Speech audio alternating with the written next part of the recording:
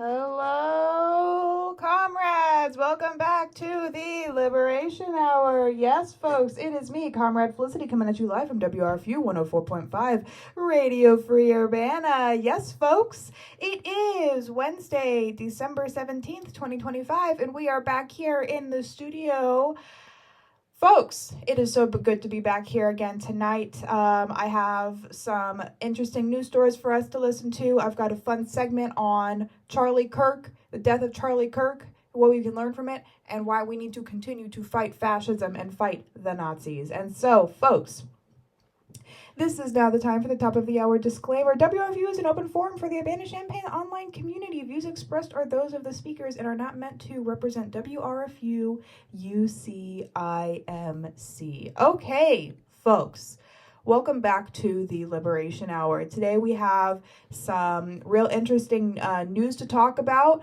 There's a lot of imperialist aggression happening against Venezuela from the United States. No doubt, we're going to be talking about that tonight. We also got news of the Starbucks Workers Union and our comrades over in Palestine. Yes, folks, we have so much to talk about tonight.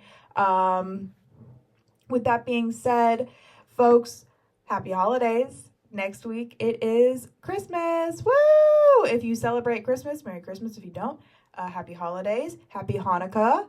Happy. It's a wonderful time of year. So, folks, spend time with your family, spend time with your friends.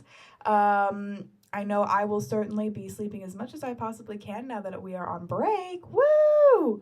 And congrats to all the students who have also finished up this semester. Okay, folks, let's go ahead and get into the news tonight. All right, so my first story of the night for us is the Starbucks Workers Union takes month-long strike to more cities. Yes, folks, we are continuing. We must continue to support our comrades over at the Starbucks Workers Union. And this is from a story from Reuters by Anuha Bharat Mistry. I'm sorry if I'm saying that wrong. This was written on December 11th, 2025, around 9:30 in the morning. Updated December 11th. All right, so same day. All right, folks. So hundreds of Starbucks baristas walked off of the job in 34 U.S. cities on Thursday, escalating a month-long strike as their union tries to push the coffee chain towards its first ever labor contract. The union said more than 3,800 baristas have joined the nationwide strike that has spread to over 180 stores across 130 cities, marking the longest work stoppage in the coffee chain's history. The company, however, said that there was no meaningful disruption to its business anywhere in the world, adding that it would return to the bargaining table as soon as the union was ready. Okay. Fewer than 1% of our 17,000 U.S. coffee houses have been affected at any point by the union's efforts, said J.C. Anderson, Starbucks Director of Global Communications. Starbucks Workers United, representing 11,000 baristas at more than 550 active stores in the U.S., is demanding improved staffing levels, more predictable schedules, and better pay, saying current conditions leave baristas overworked and underpaid. The union has staged intermittent strikes since 2022, but the latest action is its most extensive effort to push the company towards its first labor contract. The protest began on November 13th during the company's Red Cup Day, a key holiday promotion with 65 stores in more than 40 cities, and has since escalated as hundreds of newly unionized workers join in. The company has said it had invested over $500 million to improve staffing and add more partners in stores during busy times. The statement between the union and the coffee giant comes after contract talks stalled in February following the rejection of Starbucks' proposed package in April that guaranteed annual raises of at least 2%. Okay, let's go ahead and stop there for a second. Actually, I'm going to read this one last part. About 560 stores have voted for union representation since the first election 4 years ago, but workers still lack a labor contract due to secure better wages and benefits. Okay, so that's the end there. Okay, folks, so what can we understand and glean from this? So I would say, first and foremost, once again, do not cross that picket line. Do not buy Starbucks. I do not care if the location near you is ununionized. Do not purchase Starbucks at this time.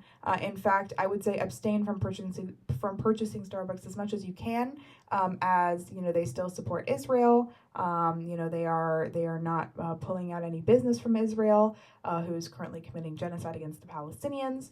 But as it pertains to worker solidarity with the baristas at present, it is incredibly important that we do not cross this picket line, folks. I know that it seems like there's not enough momentum, that the company is making it seem as though not enough of the workers actually want this.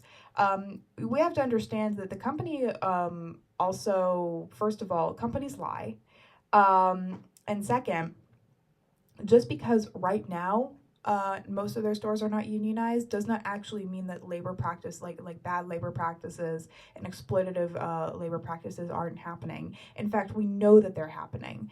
If you've ever worked a customer service job, which if you are a working class American, you probably have, you can understand how hard it is to actually even have any kind of solidarity within your workplace in the current day. For a lot of different reasons. I would say, as someone who is a seasoned customer service worker, I've been working customer service since I was about 15. I would say that sometimes the turnover is too high to be able to even think about unionizing. That's one thing that comes to my mind immediately. Unionizing, I would say, in some ways, in my mind at least, it suggests that you want to stay at the place you're working. You just want better labor practices. In this modern day, the way working kind of works, I guess, is many times when I've entered into a job, I have thought to myself, okay, let's see how long I can bear this for. Because more often than not, the turnover is so high that it's hard to even be able to get workers to actually, unionize, or first of all, just meet up and actually be able to talk about what's going on at work. Everyone is exhausted. Everyone is just trying to make it and get by. It can be really hard to get people out there. But the thing is that the organizers for the Starbucks Workers Union have been so incredibly effective that it might seem like a small portion of the Starbucks workers are actually unionized. This is what the company wants us to think. They want us to think that this union is too weak. They want us to think that this union isn't actually going to gain anything substantial, and that we should just, we should just stop paying attention to them. That, the company is doing everything that they can to try to work with the workers. No, they aren't. Bull. I call bull, dude. That is not even okay. Sure. I'll believe that when you don't give your CEO how many millions of dollars a year for doing what exactly? I don't care. Let's be so for real right now. They are not treating them with fairness. Anyone who works customer service, anyone who has had to work in that kind of industry knows that that's not what's going on. And we need to be supporting the union now more than ever, because just because it seems like a small portion of Starbucks stores and workers are unionized right now, 11,000 is a lot of people. That is still so many people. And we also have to remember, Starbucks is a huge, gigantic chain monopoly. They have in many ways just completely monopolized the market as it pertains to coffee. And while we do have, you've got your local coffee shops that, are around your city or your area, undoubtedly Starbucks has its little hands in every single little nook and cranny it can possibly get into. For example, Starbucks has partnerships with universities. Starbucks is it's huge. But that doesn't that means nothing in when we're discussing the workers actually getting unionized, because there are a lot of Starbucks stores around, and not every worker would want to unionize. I'm going to guess that a fair portion, at least half of them, are experiencing the same unfair labor practices.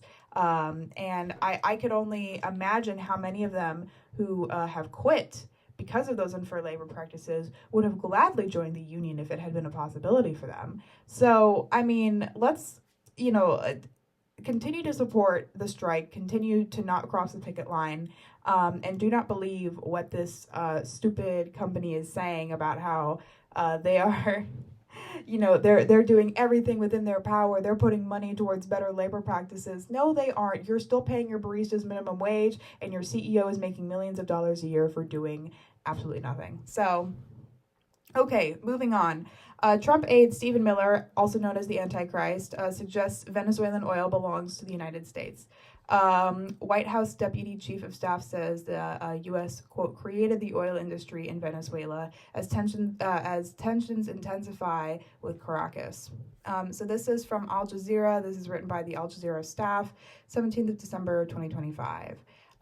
So Stephen Miller, a top aide to the United States, I should also say that they didn't call him the Antichrist in the title of this. I called him that. So don't come for Al Jazeera like that. Stephen Miller, a top aide in the United States President Donald Trump, has suggested that Venezuela's oil belongs to Washington, describing the nationalization of the South America country's petroleum industry as, quote, theft. Wow, so profound. Miller's comments on Wednesday raised further questions over the Trump administration's claim that the drug smuggling that drug smuggling is its primary source of the tension with Venezuela. Quote, American sweat, ingenuity, and toil created the oil industry in Venezuela. Miller, who serves the White House Deputy Chief of Staff, wrote in a social media post. Its tyrannical expropriation was the largest recorded theft of American wealth and property. These pillaged assets were then used to fund terrorism and flood our streets with killers, mercenaries, and drugs. The U.S. and British companies were involved in early oil exploration in Venezuela. No surprise there. The fuel belongs to the Latin America country under the international law principle of permanent sovereignty over natural resources. Venezuela nationalized its oil sector in 1976 and brought it under the control of the state-owned PDVSA. Later in 2007, the late left-wing President Hugo Chavez nationalized the remaining foreign oil projects in Venezuela, effectively ousting U.S. oil giants like ConocoPhillips and ExxonMobil. The U.S. companies filed legal challenges to fight the expropriation process, and in 2014, the World Bank Arbitration Tribunal ordered Venezuela to pay ExxonMobil $1.6 billion legal proceedings. 1.6 billion, and legal proceedings are remaining ongoing. Okay, so I'm going to stop there for a second. First of all, God, this is so, more than anything, I think Stephen Miller is annoying. Not only is he the Antichrist, he is annoying. And it's absolutely no surprise that they're trying to take the line that, Venezuelan oil was originally ours. It is our right. We have a right to that resource because we were the ones that initially started drilling for it or whatever. That doesn't mean anything. First of all, just because you did colonialism doesn't mean that you still have a right to that land, and you never did. Like, God, I wish I could swear on air so bad. I'm a little bit appalled by this. I'm not even a little bit, I'm very appalled by this because this is such horse manure. This is so okay, Stephen Miller, if this oil was rightfully the United States' oil, then why isn't Venezuela just a state then? If it's so important to you, why isn't Venezuela just an American? Why didn't we just make it the 51st state? If this is the case, if all the oil in the world is ours, then why isn't everywhere America? Why aren't? Oh yeah, right, because we can just go and invade them with our giant military. This that's a ridiculous argument. The only people that argument is even remotely working on are neoliberals and libertarians. Like no one is buying that and being like, yeah, that Venezuelan oil is mine. Yeah. No. The argument they're trying to make here is that their corporations should be allowed to go in and exploit the labor and exploit the resources as much as possible, for as much profit as possible to continue to do U.S. hegemony. That's what this is about. We can already see that, when the United States went and stole an oil tanker that was on its way from Venezuela to Cuba, I believe, that was such an unprecedented, insane move to make. And now they're moving heavy on Venezuela, and it looks like they're going to try to actually go to war with them, doing a whole blockade and everything, which is incredibly insane. This whole thing is insane. Imperialism, from the outside looking in, when you're just kind of like watching this happen, it's like, okay, what are you doing? This is absolutely an imperial aggression that is happening against Venezuela. The United States is the one that initiated this aggression. It is not Venezuela who initiated this. The United States is trying to make the argument that, well, Venezuela exists, so we should have the right to it. Duh. And it's like, that's not how that works. And this is precisely why we need to be dismantling the capitalist system, because this is what they do. This is the most brazen attempt at expropriating a natural resource from a global South country that, had their revolution and everything. And the United States doesn't like that, because the United States wants to own everyone and everything. And so continuing on in this article, but Trump has ramped up his, quote, maximum pressure campaign against Venezuela since returning to office for a second term in January. Late on Tuesday, Trump announced a blockade on Venezuelan oil tankers, describing them as, quote, sanctioned. In a Truth Social post on the subject, Trump echoed Miller's assertions that Venezuelans had stolen oil from the United States. Okay, whatever. Whatever. No, they didn't. Venezuela is completely surrounded by the largest armada ever assembled in the history of South America, Trump wrote. Quote, it will only get bigger, and the shock to them will be like nothing they have ever seen before. Until such time as they return to the United States of America all of the oil, land, and other assets that they previously stole from us. The blockade is part of the increasingly confrontational approach Trump has taken towards Venezuela and its left-wing president, Nicolas Maduro, who served as vice president under the late Chavez. Last week, the U.S. military, which has been amassing military assets near Venezuela, seized, which has been amassing military assets near Venezuela, seized an oil tanker off the coast of Venezuela, a move that Caracas denounced as international piracy. Yeah, no, that is if only that was funnier. Since September, the U.S. has been bombing the vessels near the South American country in the Caribbean Sea that it says are drug boats, in a deadly campaign many legal experts call a violation of domestic and international laws. Yeah, no, the United States is just, and here's the thing about international law and all of that. Okay, this isn't to say that international law shouldn't be taken seriously. It absolutely should. But let's be so for real right now. International law is there specifically to benefit bourgeois interests. International law doesn't actually matter when you have nukes. And why do I say that? Well, because we can see, for example, why does Iran want nukes so bad? Is it because they're crazy? No, absolutely not. No, Iran wants nukes because the United States and Israel, two of its biggest enemies, are both knocking on its front door, looking consistently looking to whenever possible to do regime change, and to seize back power of their land and of their resources. Iran wants to defend themselves against that because Iran is its own sovereign nation. Now we would say we should, here in this, liberal hellscape that we live in, liberals, I would say, should be, on principle, supportive of that, but they won't be, because liberals ultimately still support the imperialism of the United States and believe that countries like Iran and Venezuela, and countries that don't immediately fall in line with United States interests should automatically, are automatically dictatorial, terrible, oppressive states that are trying to, that are the worst possible option. And here's the thing, this isn't to say that I support the Ayatollah or that I support everything that's going on in every country that dissents against the United States. I don't.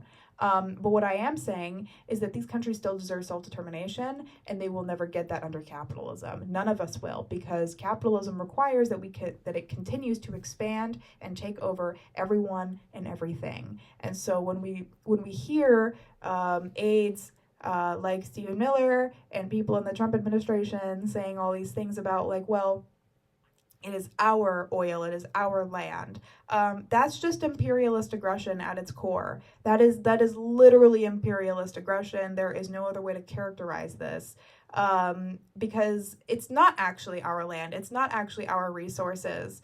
But because the American empire needs to expand and take everything over and maintain its hegemony, it's going to push out that rhetoric. So continue to stay skeptical and continue to support against imperial wars such as this one, because this is incredibly concerning, and incredibly just ridiculous. Like, what are we doing? Okay, anyway, moving on to the last story of the night. This is from Al Jazeera, written by Kaulan Meiji. I'm sorry if I'm saying that wrong. December 17, 2025. Winter storms worsen Gaza humanitarian crisis as the UN says aid is still blocked. Oh, who would have thought? Aid is still blocked to Gaza. Oh yeah, and my shoes are pink. Come on. Like, yeah, of course it is. Of course, because this is what Israel has been doing. Israel has been killing Palestinians every single day since the ceasefire started. Yeah. Like, of course, aid is still blocked. I don't know why, and nobody should be surprised by this, but we should all be completely and utterly, if you're still in any way supporting the state of Israel, pack it up, because there is no reason to at this point. This is one of the most, like, ridiculous and, like, brazen, like, attempts and essentially succeeding at genocide, and Israel is not going to allow humanitarian aid into Gaza because they want to kill everyone there, or forcibly displace them out of the Gaza Strip so they can take it over, demolish everything that hasn't been demolished yet, which most of it has from the amount of bombs that they've been dropping on these people, and then make it into prime real estate. So, this is so incredibly sad. But all right, so winter storms are worsening conditions for hundreds of thousands of displaced Palestinians in Gaza, as aid agencies warn that Israeli restrictions are preventing life-saving shelter assistance from reaching people across the besieged enclave. The United Nations has said it has tents, blankets, and other essential supplies ready to enter Gaza, but that Israeli authorities continue to block or restrict access through border crossings. In Gaza city's Shati refugee camp, the roof of a war-damaged family home collapsed during the storm, rescue workers said on Wednesday. 6 Palestinians, including 2 children, were pulled alive from the rubble. It comes after Gaza's Ministry of Health said a 2-week-old Palestinian infant froze to death, highlighting the risks faced by young and elderly people living in inadequate shelters. A spokesperson for UN Secretary General Antonio Guterres said the storms had damaged or destroyed shelters and personal belongings across the territory. The disruption has affected approximately 30,000 children across Gaza. Urgent repairs are needed to ensure these activities can resume without delay. The Palestinian Civil Defense in Gaza added in a statement that, quote, "What we are experiencing now in the Gaza Strip is a true humanitarian catastrophe."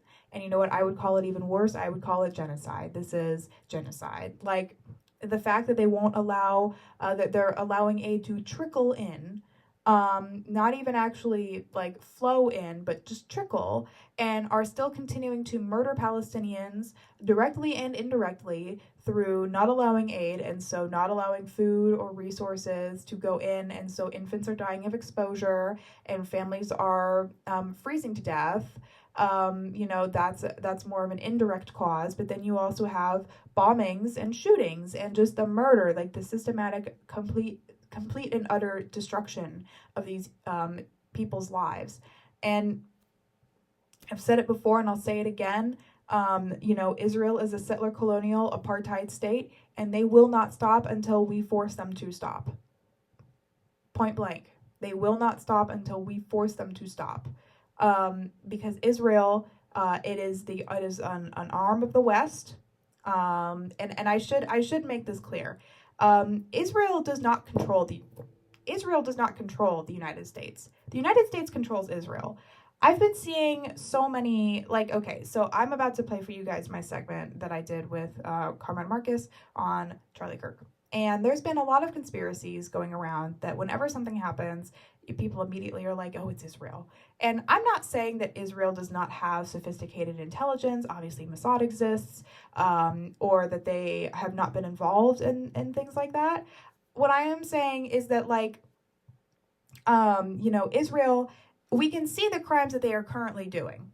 We don't need to sit here and accuse them on, for many people, I'm going to say it, a very anti-Semitic basis, because if you're going to sit here and just start accusing, and start saying Israel controls the United States, for many people that is just a dog whistle to say that Jews control the United States. This is not true. And I know that I'm going to get some hate for that, and people being like, oh, well, Israel is doing a lot of, intelligence missions. I'm not saying they aren't. I'm just saying we need to be careful about how we talk about this, because, there has been a ton of right-wing conspiracies about Jewish people. And so centering Palestinians here in this discussion, we can see that Israel is carrying out tragic and disgusting humanitarian, just the most disgusting humanitarian crisis, which is, again, genocide. We can see, we have evidence, we know that they are doing this, and we should be holding them accountable to this. Don't get bogged down in the conspiracy theories of, oh, Israel, killed Charlie Kirk, or Israel, XYZ. No, we need to be looking at what they are actually doing, what we can see is documented, is happening, and continue to fight back against what they are doing. Because right now, Palestinians are dying actively, not just directly from gunshots and bombs, but from starvation, from exposure, from diseases which are preventable but are spreading like wildfire in the Gaza Strip because they don't have access to medical aid, and they are not living in good conditions. They are being flooded. We're entering into the cold months, and so people are being exposed to weather which is not conducive to a good health outcome. And so we need to be looking at what Israel is absolutely doing and saying this is a genocidal settler colonial pariah state, which is actively doing apartheid against and genocide against the Palestinians, and this is why it needs to be completely and totally dismantled. Again, not saying that Jewish people can't live there, but no one should have the right to completely displace an entire ethnic group of people. No one has the right to do that. And so we need to continue to agitate and support Palestinians and be rabidly anti-Zionist. Be an anti-Zionist. Continue to be an anti-Zionist. Do not give in to any of this rhetoric about how Israel is safe for Jews or blah blah blah blah blah. No. Israel, at its core, is a white supremacist, genocidal ethno-state. Settler colonial ethno-state, and that is completely unacceptable. Completely and totally unacceptable. And so, okay, ending that segment, For the second segment I have for you guys tonight, it is a discussion between myself and Comrade Marcus on Charlie Kirk. It is in total about 40 minutes long, but I have 30 minutes here to play for you guys tonight. And if you're interested in listening to the rest, you can go on over to my YouTube channel at Comrade Felicity or Communist Bananas to listen to the rest of my lovely segment with Marcus. So without further ado, I hope you guys enjoy, and I will see you in 30 minutes. Okay, so it is so good to have you here today, Comrade Marcus. Today we are going to be talking about Charlie Kirk and who he was, the impact that he left, what we should be doing moving forward, and all of the above, basically, as pertains to him and Turning Point USA. There's a lot to talk about with them, and especially the reaction after he was assassinated. So, Comrade, if you want to go ahead and give yourself an introduction, we'll go ahead and get started. Thank you, Comrade. Happy to be here. I am Comrade Marcus, and yeah, this is quite a big pile of worms to get into here because it is one of those stories that the more you dig into it, it seems to open up so many other, you know, doors to other mysteries, and um, we could go off on so many tangents with this one. We'll just have to keep bringing it right back to Charlie whenever it seem to go off the rails here. Yeah, I think that so there's been I would say with Charlie Kirk, one thing that I saw that I kind of had to laugh at a little bit and be like, that's a little bit ridiculous, is the conspiracy that it was Israel who murdered him. Hmm. Um, I'm not saying that Israel has not done things of that nature, but I think it was more than interesting to see that people were getting like immediately starting to be like, oh, Israel had something to do with this, this was Israel's doing. And I'm like, I don't think that's true, guys.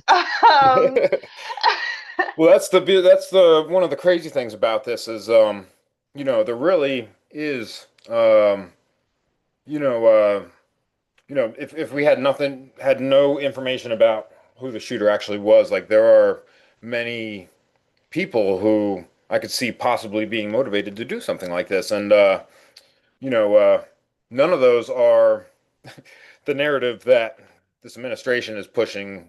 Uh, that it's some kind of radical leftist hmm that's coming after the conservatives. It's pretty much all the right hmm infighting amongst themselves. Yeah, and Charlie Kirk specifically, there was a really good video that came out from one F.D Signifier, who did like a whole video on like the death of Charlie Kirk and like how this kind of relates to a lot of what's happening. There's a lot we can relate to the death of Charlie Kirk and previous types of people who have been like him, and like how we can understand and contextualize basically the death cult that he was part of and like helped lead. Because that's what the conservatives have turned into in a lot of ways, is this weird like when you look at the amount of like shooters that we've been having in this country, a lot of most of them, there's a good proportion of them that are white men. And I think that's interesting. And especially the fact that the guy who killed, or allegedly, I should say, allegedly killed Charlie Kirk is a white guy. Um, and I think that it's really interesting to look at that dynamic. And FD did a really good video on that specifically. But as it pertains to Charlie and his legacy and what he left behind, it's very unsurprising that he went out so violently with the amount of violent rhetoric that he put out. It was, but it wasn't, right? Yeah. Um, yeah, and that's one of the things that we were speaking of momentarily, or a moment ago, I should say. The one who allegedly shot Charlie is was associated with a group known as the Groypers, which is Mm. one of the many factions of conservatives that have made a name for themselves, since and before Trump came into office the second time around. Uh-huh. And like I said, it seems like there's so much infighting going on amongst these groups. It's hard to make heads or tails of it half the time. It seems like Trump has kind of, brought together a very motley crew of factions here. Like you have, you know, your run-of-the-mill white nationalists. Uh-huh. You have your the evangelical Christians. You Yep. have all the tech bros, and then you have a lot of the I haven't quite figured out what to call them, but the very the old guard of conservatives Yeah. is kind of on its way out, and for the most part. But yeah, these groypers, they are like the very extreme end of um, basically the misogynistic, homophobic, racist, openly fascist Uh-huh. uh, people who are on the right, and it's just it's so funny the lengths they went to try and frame it in a different light. Uh-huh.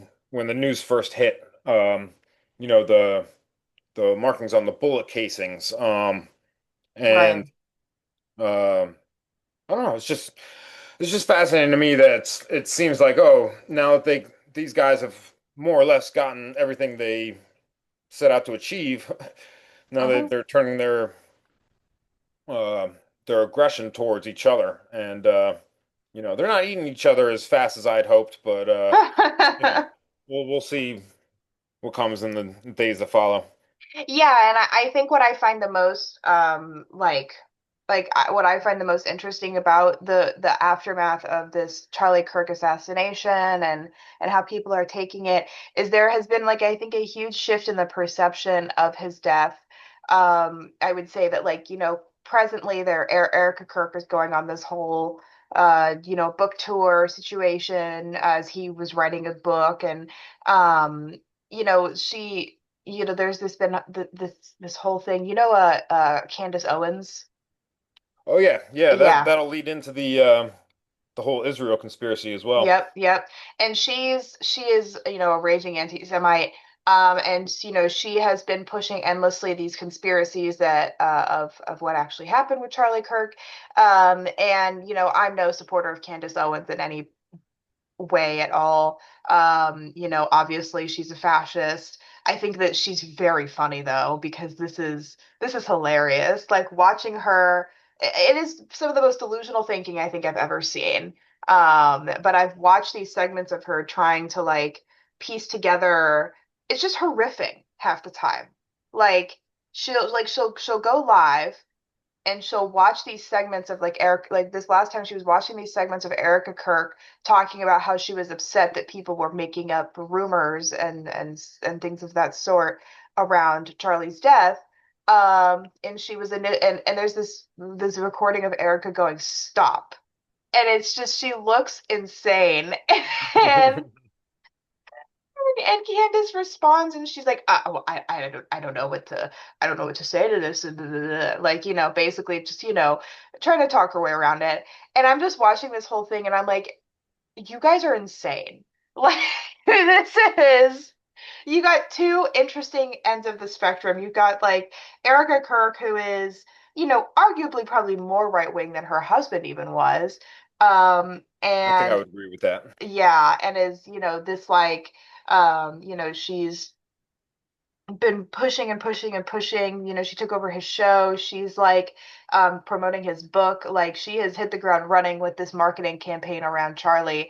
And then Candace Owens on this other end of being just it's all a conspiracy. Israel did it. And we're all kind of caught in the middle just watching this whole back and forth. And it's a little comical considering that for a while for I would say the first week after his assassination everyone was blaming this. Everyone in mainstream media was like, this was the leftists doing. It was nothing of the sort. Yeah, and how many times has that happened so far? Just this last year, I think I lost count. Yeah. Um, but one of the things that really solidified that Candace Owens has gone off the rails recently is I saw or read an article about how she takes real stock in dreams and the messages they give her, and apparently recently she had a dream that Charlie wants it to be known that he was betrayed, and which I think set her off on this whole crusade of hers. But Oh, wow. yeah, it's really hard to believe that this is the person that has, I think it was like the I don't know, one in the top five of podcasts on a certain host. Uh-huh. But when you look into some of the things that Erica has not only done, but her whole rise to where she is now, it does seem to look kind of suspicious, and I can see how someone could go off on a trail of conspiracy theories. I was reading recently how, she somehow randomly received a invitation to do a Miss USA pageant. Never did Mm. any modeling before, never competed in any other pageants, and I believe this is when she was in college, and she just randomly uh, received this invitation to a Miss USA pageant. Didn't place, and apparently also worked as a casting director for some unknown entity, uh, as far as anyone knows, but it's suspected to be Trump as well. Uh-huh. Um, and then during this time, she also owned a ministry Oh, God. that worked with the U.S. military in Romania, and uh, many of the locals from where this ministry was, proselytizing, had accused them of kidnapping children and trafficking them abroad. And some of these kids have been found in the UK.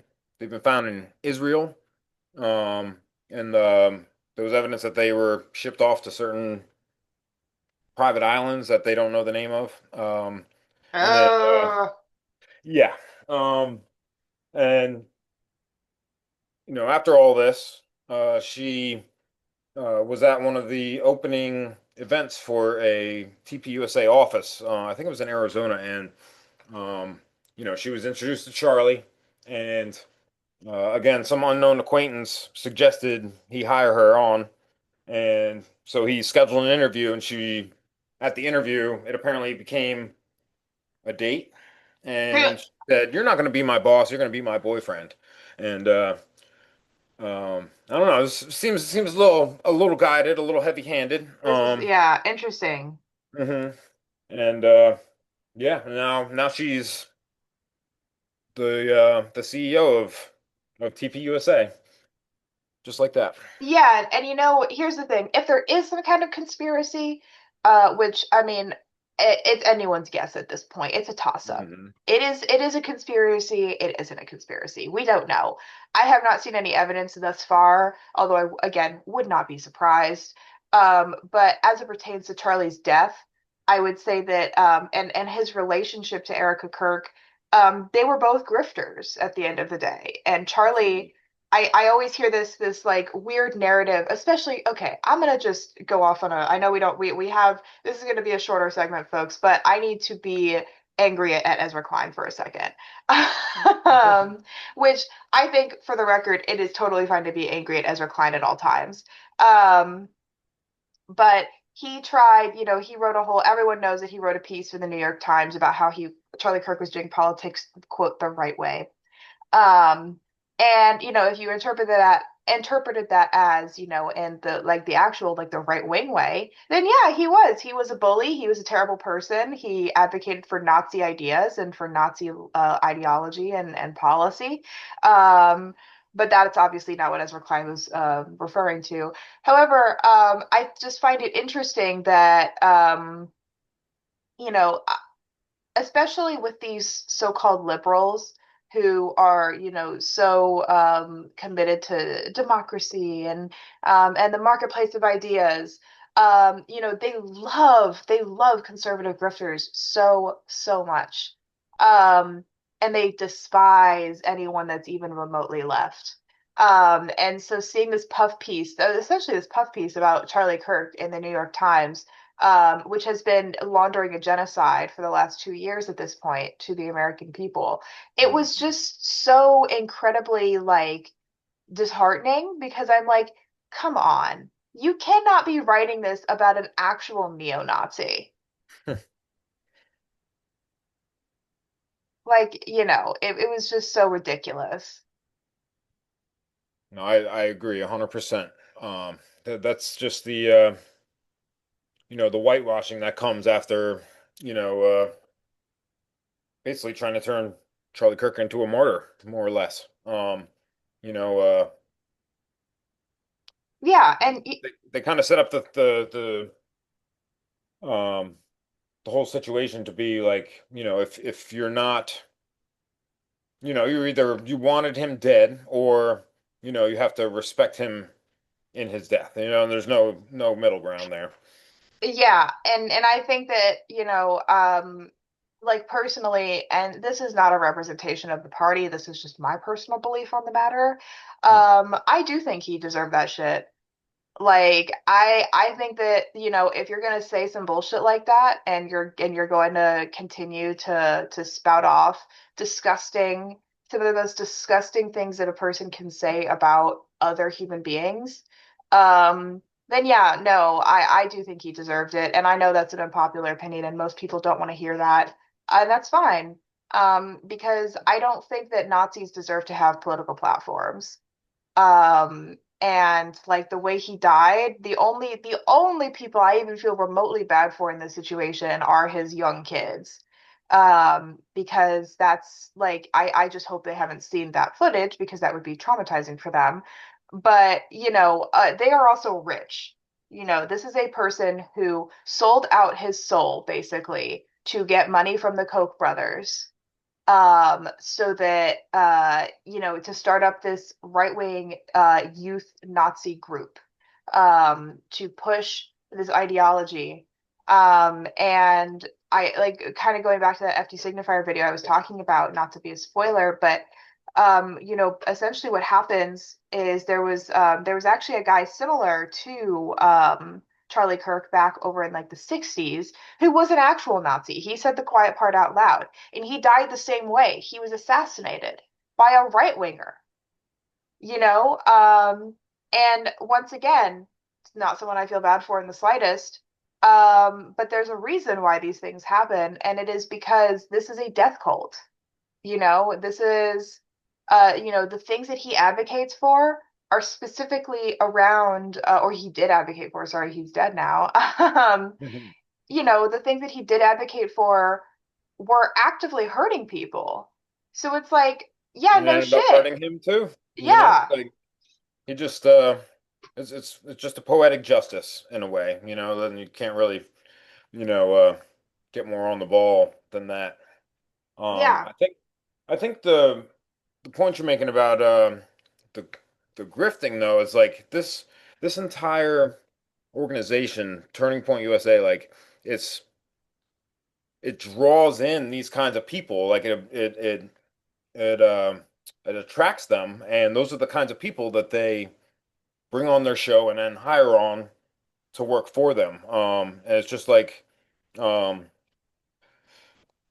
pyramid scheme almost. Like Hmm. like some of the guests I've been looking at that they have in that they've had on here, like they had Kyle Rittenhouse Oh twice. my God.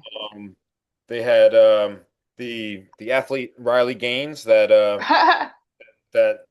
uh, tied another trans woman's in a swimming match. For fifth place, mind you. Yes, yes, for fifth place, and no, and then also Samantha Fulnecke.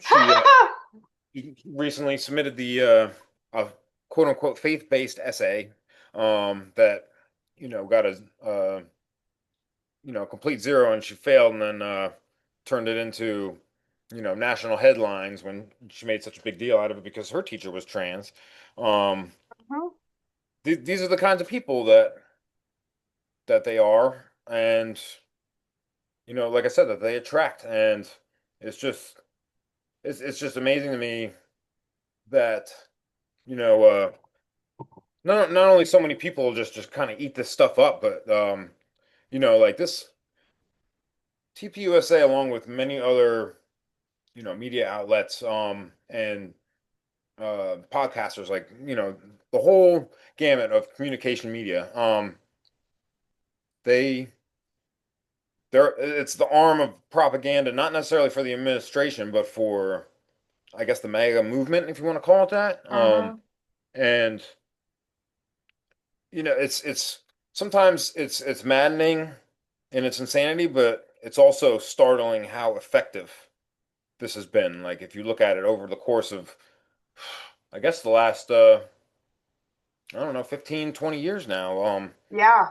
It's really like built up all the steam for this movement and is really like keeping it going, by controlling the narrative and just getting people worked up over, in my opinion, the silliest thing sometimes, like it, it's just mind-boggling. And I think like that's another one of the things that uh, Erica Kirk has done recently. Like she didn't host, she was a guest on a town hall with Barry Weiss. Mm. Yep. And this is on CBS. I forget what her title is at the company, but she's She's basically like decides what like it's put out, essentially. I right, believe. Yeah. exactly. And now that it's owned by the Ellisons, um, it's you can tell they're basically trying to turn it into Fox News 2.0. Yep. And it's just the like I said, now the size of all this, like you have all of, the Fox News media, you have CBS, you have you know, uh, Turning Point USA, who's got the podcasting angle. Like it's so extensive that um, it's really become almost one of those moments where you can't really trust what you hear anymore. And like it was hard to sift through this, you know, it's always been that way. But Hmm. um now it's just, like everything is just smoke and mirrors and Yeah. trying to, you know, What's control real narrative. and The house is on fire, but everything's okay. yeah, no, and it's like what's real and what's not. And I would say that like when Charlie, this is especially concerning because the right has done this multiple times now, and I think that there's a reason for it that we should be, as leftists and as communists specifically, we should be worried about, to say the least, on what they're trying to do. They have, in many cases, pinned this, especially in this case, pinned what had happened initially on leftists when there is no evidence to prove that these people were in any way left. They tried to say the same thing about the guy who went in and murdered what it was like a Minnesota judge, and they tried to murder a Minnesota congressperson. Hmm. They did the same thing, and then when it came out that it wasn't, you haven't been hearing any news about that. And it's the same situation with this, where it's like initially when Fox News got a hold of the Charlie Kirk story, when all of these right-wing media outlets got a hold of it, they immediately started spouting off lies, just complete and utter lies, pulling it right completely out of nowhere. And obviously they've walked a lot of that back now because there's no way that they can back up those claims. But I mean, even that doesn't matter because they were already so willing to blame it on the left and leftists specifically as like dangers to society. And this is incredibly dangerous rhetoric to be pushing. especially because, they don't actually have any of these facts. They don't actually know any of this. They're just saying it, and it has backfired these last few times, but that does not necessarily mean that that's going to happen again. What would you think about that, comrade? It certainly feels like they keep trying, and every time they fail, they just try to latch that narrative onto whatever next horrible event takes place. And Hmm. I think I'm pretty sure Donald Trump has said this, um, or something along these lines. It's not verbatim that, he was expecting more of a fight from the left. And like I really think that with when you saw some of the protests for the Black Lives Matter movement, Hmm. you know, there was a lot of anger, understandably there, and I think they expected the same thing once they started enacting all this Project 2025 stuff, like and sending ICE and the National Guard like to Hmm. cities across the U.S. like, and there really hasn't been any kind of organized, like I guess resistance Right. to this, and so they're just like they're tiptoeing into this, but they're trying to latch this narrative. In my opinion, they're trying to latch this narrative on to give them more reason to keep pushing farther, and um, Yeah.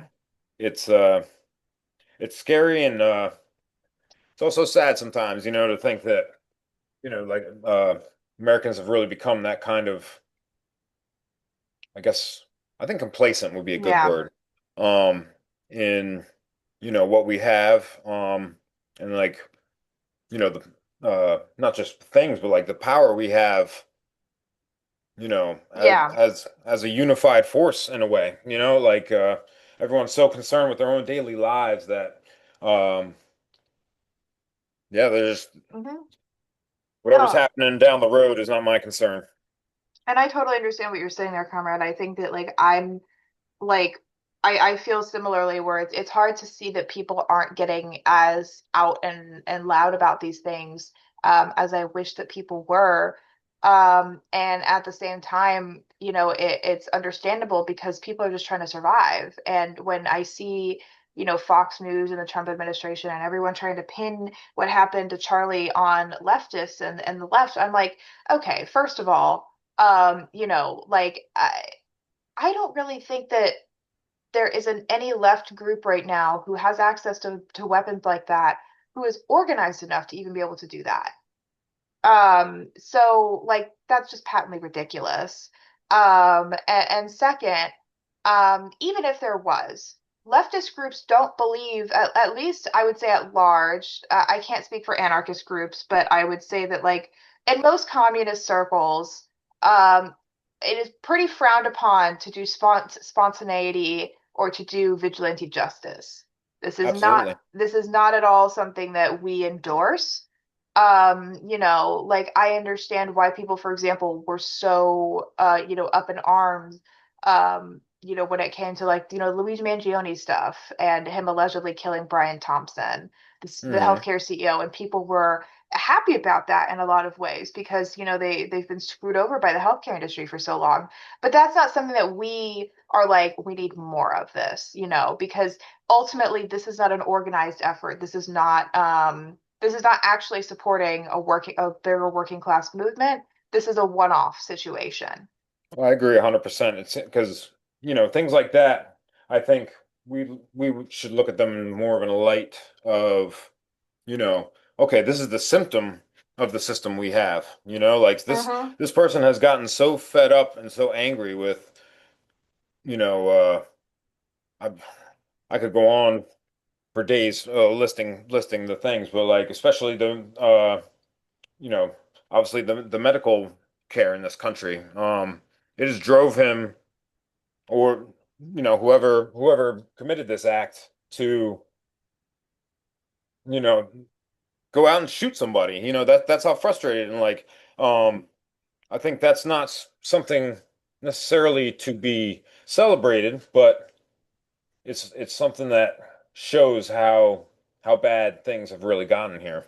Yeah, and it's the fact is that someone from even Luigi Mangione's class, allegedly, the class of like, semi-elite wealthy individuals and families who Hmm. have had all of the opportunities in the world to succeed, even someone of his disposition still allegedly um, went out and did something like this and basically ruined his life for it. That is, I think, if anything, a sign of just how much things have deteriorated here in this country. That even someone of his class is willing to go out and do something like that. Absolutely. And that is what we should be taking away from this is that people want to get organized because the way that people responded to this was so incredibly like it was like I would say it was in some ways kind of nice to see that people were genuinely um like, hey, I'm upset about the way things are right now, and I might not, agree with this guy's actions, but ultimately, like, I'm being screwed over by healthcare. Like, people are rationing insulin. They are, they're poor. Can't afford anything. And so this is a sign that people want to get organized. And I think that as it pertains to Charlie Kirk, um, one thing that the right has been very effective at, not because they're necessarily good at it, but because they have a ton of money and we have essentially one political party in this country. It's just one of them half of it postures to be progressive.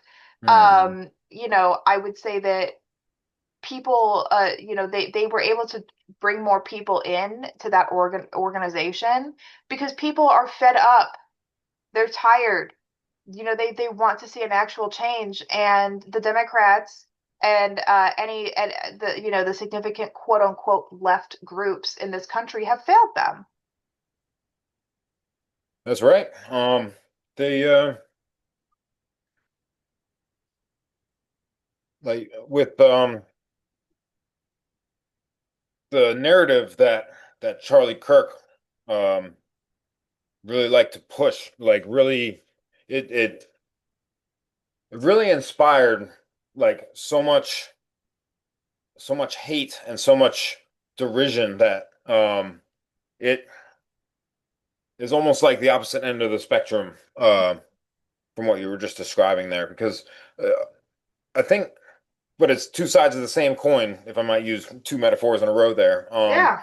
Because everyone is frustrated and um, what Charlie Kirk, TPUSA, and many of these other media outlets, they utilize that frustration and that anger that people have for the way things are, and they're directing it um, to an outside force. Like Yeah. it's I'm sure quite clear to you and me that the bourgeoisie in this country like are just soaking up everything. And um, when we're sitting here, fighting like rabid dogs over the scraps, if they can point the blame at the other dog across the street rather than themselves, it's they can just keep that grift going. Hmm. It just goes on and on and on and uh I don't know, it's just scary how, as I said before, it's how effective it can be at really like um radicalizing people in such a hateful way. Like Yeah. Yeah, no, I say it is scary that people are getting radicalized in such a hateful way. And I think that the direct way to combat that is socialism and fighting for socialism, and communism more specifically. And that's why, like shameless plug here, but Red Youth Rising is the new youth organization attached to the American Party of Labor, but it is its own organization. We have our own website and everything. Mhm. But Red Youth Rising is, I would say, like the direct antidote to what's happening right now. Because it takes like direct aim at the fascists and says like, no, we need to organize against these people because this is unacceptable.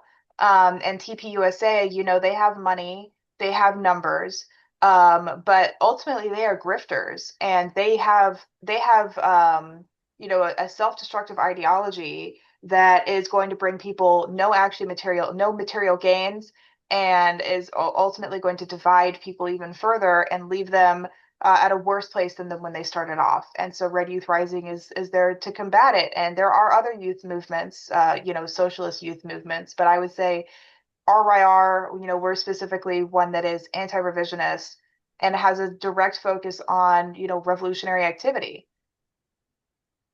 Yeah, and I think one of the key differences I've noticed is, um, you look at organizations like the ones you mentioned, and it's the purpose um is to build something, Yep. and you look at TPUSA and just all the right. It's all about destroying, and Hmm. you know I really don't see any appeal from you know taking the latter path there. I really don't understand it. Yeah, me neither. And that's why I think that we should be pushing more for the young people, such as myself and yourself and everything, to be joining organizations like this because, this is how we fight directly against the TPUSA chapters and these groups that ultimately are fighting for something so destructive and disgusting and genocidal, that it's something we have to be directly opposed to. And it's why I'm so brazen about my opinions on Charlie Kirk, because we need to stop acting like this person has any merit or had any, he was a community college dropout, fail son who, was 18 and was given a couple $1 million by some, by the bourgeois class to basically sell out his soul, um, to peddle for their disgusting ideology. You know, I don't care about Charlie Kirk and the fact that he was, like, yes, he was a human being. Okay. There are human beings in Gaza right now being, murdered by the state of Israel. He is the least of my worries at this point. Um, so, but anyway, comrade, we're gonna wrap it up here because I know you have to get going. But thank you so much for coming in and talking about this, and doing a recap, essentially, of what's been going on and how we fight back against this. Absolutely. No, I'm really glad to have done this, and I think engaging in uh, some of the organizations you mentioned, and then trying to build socialism to bring us to communism. It builds a community with each other that is the antithesis of what these kinds of individuals are trying to do. They want us to tear each other apart. Um, but we can actually join together and build something beautiful. And um, I don't know, that's the kind of thing that is inspiring to me, and I hope other people can see the same thing. I agree, comrade. Yeah, I think that, and they will. I think that, to quote that one baseball movie, build it and they will come. Precisely.